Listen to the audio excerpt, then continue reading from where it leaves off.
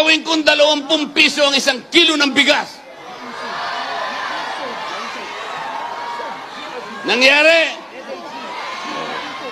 ng 5,000 flood control projects, nagkakahalaga ng 350 billion pa. Oh, meron pa.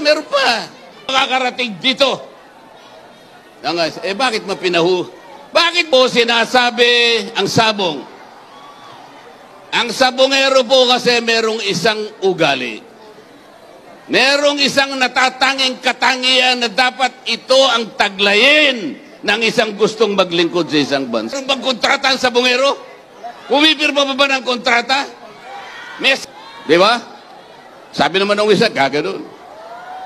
Oh. Pero dito, sa maraming pagkakataon sa bansang ito, batas na nga eh. Letra por letra. Saan naman lang ko sinabi,